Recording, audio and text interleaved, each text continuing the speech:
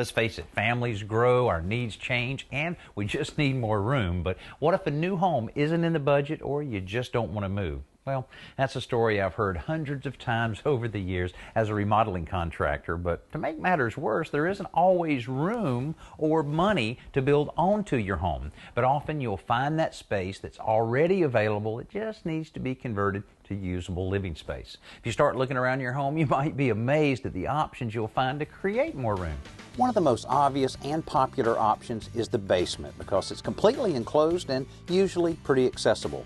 But there are some challenges to a basement conversion, and one of them is all the mechanical elements like plumbing and ductwork which are routed through this space. They can break up the area, making it barely usable, but with a little creativity you can frame walls and ceilings around them and even use those as opportunities to make the living space more interesting. Now, because they're mostly or completely below ground, natural light is hard to come by in a basement. But in some cases, building codes will require you to add windows or increase the size of existing windows in order to create an escape route. But done right, a basement conversion can add some very cool extra space to your home. Now, if looking down doesn't work, how about looking up? Many homes have lots of unused attic space that's perfect for an additional room or two. Here, access is usually an issue since a folding ladder may be the only way to get to and from the attic.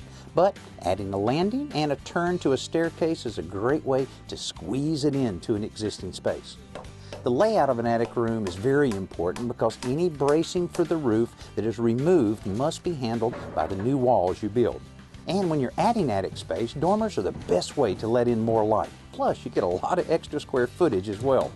If a basement or an attic conversion won't work, how about a garage or carport?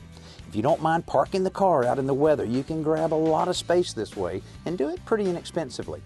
But you don't want a garage conversion that looks like a garage conversion, so it's important to do a few things like match the exterior materials to the house, disguise the old garage door opening, and cut back the driveway where it used to be. Now, these areas, like basements, are ideal for playrooms because they offer bulk space that can be set aside for a single purpose. But one of my favorite garage-related renovations is a sunroom I saw recently. Instead of converting the garage itself, the homeowners filled in the space between the house and a detached garage.